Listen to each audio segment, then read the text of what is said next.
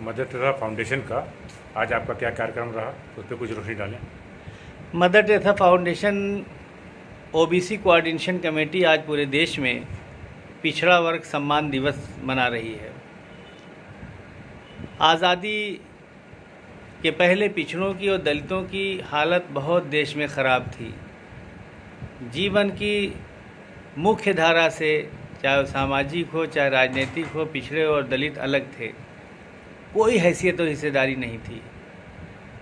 ज़िंदगी के हर शोबे में मुसलमान, ब्राह्मण, बनिया, यादव थोड़ा बहुत और छत्री, जाट, गुजर, इन जातियों की हिस्सेदारी थी, बाकी लोगों की हिस्सेदारी नहीं थी।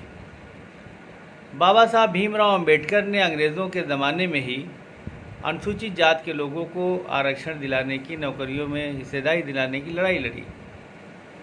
मुस्लिम लीग ने बाबा साहब अंबेडकर का साथ दिया और मुस्लिम लीग के समर्थन की बुनियाद पर दलित समाज के लोगों को शेड्यूल कास्ट का दर्जा दिया गया, अनुसूचित जात का दर्जा दिया गया और उनको नौकरियों में, राजनीति में, ज़िंदगी के हर क्षेत्र में आरक्षण दिया गया। और पिछड़ों को भी बाबा साहब अंबेडकर आरक्षण दिलाना चाहते थे, लेकिन सभ्य समाज के लोगों और तथाकथित बड़ी जात के लोगों के विरोध के नाते पिछड़ों को आरक्षण संविधान में नहीं मिल पाया था। तो संविधान के अनुच्छेद 340 में व्यवस्था कर दी गई थी, बाबा साहब अम्बेडकर ने किया था कि आज़ादी के बाद जो भी केंद्र में सरकार बनेगी वो पिछड़ी जातियों के लिए एक कमीशन बैठाएगी, जो पिछड़ी जातियों की संख्या, उनकी आवश्यकता, शैक्षणिक और सामाजिक आर्थिक स्थिति का आकलन करके उनके लिए रिजर्वेशन का रिकमेंडेशन करेगी, सिफारिश करेगी और केंद्र सरकार उसे मानकर पिछड़ों को आरक्षण देगी। तो सन 1953 में पंडित जवाहरलाल नेहरू प्रधानमंत्री थे, उनकी कैबिनेट ने काका कालेलकर कमीशन का गठन किया। काका कालेलकर ने 1955 में अपनी रिपोर्ट दे दिया, लेकिन फिर कांग्रेस की सरकार बनती रही, उन्होंने पिछड़ों का आरक्षण नहीं लागू किया।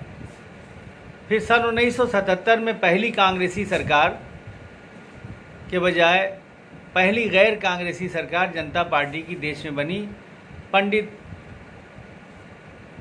मोरारजी देसाई जी देश के प्राइम मिनिस्टर बने। वो भी नहीं चाहते थे कि पिछड़ों को आरक्षण मिले, लेकिन जनता पार्टी में शामिल पिछड़ों के नेता, उन लोगों ने घोषणा पत्र में शामिल करा दिया था कि जनता पार्टी की सरकार बनेगी तो काका कालेलकर की रिपोर्ट के आधार पर पिछड़ों को आरक्षण दिया जाएगा। पिछड़े वर्ग के नेता मोरारजी देसाई जी से मिले कि भाई अब सरकार बन गई, आप प्राइम मिनिस्टर हैं, तो अब लागू करिए आरक्षण। तो वो भी टालना चाहते थे, तो उन्होंने, और अटल बिहारी वाजपेयी के नेतृत्व में फिर जनसंघ के जो नेता शामिल थे जनता पार्टी, वो मिले अटल बिहारी उनसे, मोरारजी देसाई से, कि अगर आपने पिछड़ों को आरक्षण दिया तो हम सरकार गिरा देंगे। तो एक बीच का रास्ता निकाला माननीय अटल बिहारी वाजपेयी जी ने और मोरारजी देसाई ने कि नया कमीशन बैठा दिया जाए, देखिए, ताकि पिछड़े खुश भी हो जाएं और आरक्षण देना भी ना पड़े।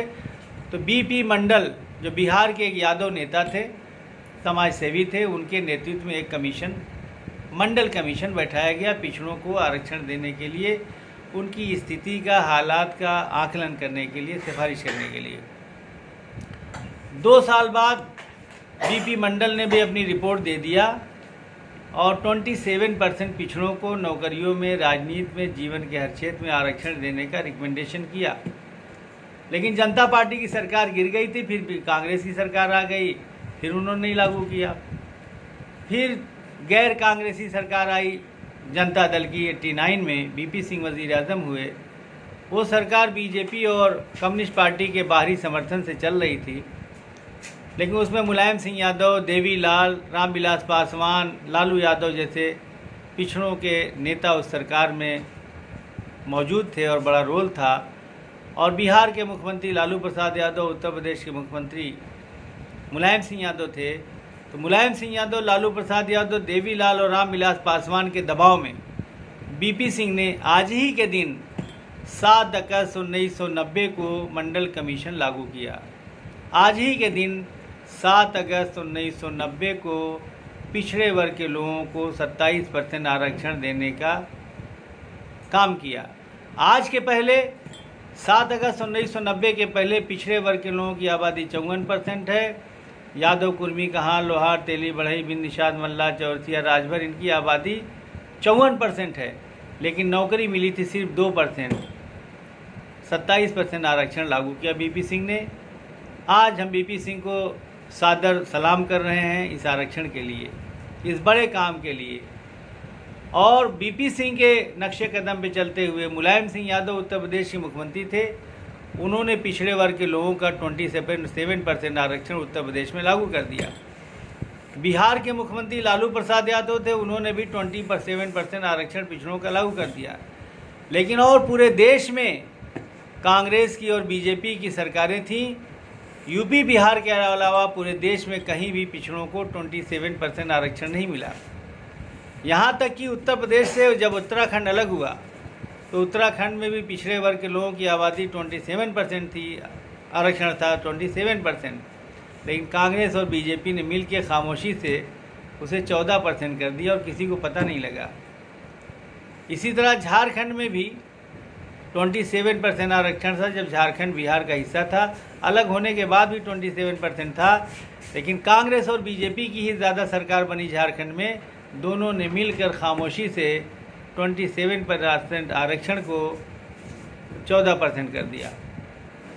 इसलिए आज mother Teresa foundation coordination committee के बैनर तले हम पूरे देश में पिछड़ा वर्ग अधिकार दिवस मना रहे हैं और हम ये ऐलान करते हैं, हम ये संकल्प लेते हैं कि पूरे देश के सभी राज्यों में, महाराष्ट्र में, गुजरात में, केरल में, राजस्थान में, मध्य प्रदेश में, छत्तीसगढ़ में, पश्चिम बंगाल में, झारखंड में, उत्तराखंड में, दिल्ली में, देश के सभी राज्यों में पिछड़े वर्ग के लोगों को यादव, कुर्मी, कहार, लोहार, तेली, बढ़ई, बिंद, निषाद, मल्ला, चौरसिया, राजभर, नाई, अंसारी, मंसूरी, कुरैशी, इन तमाम बिरादरियों को 27% आरक्षण नौकरी में मिले, शिक्षा में मिले और जीवन के हर क्षेत्र में मिले।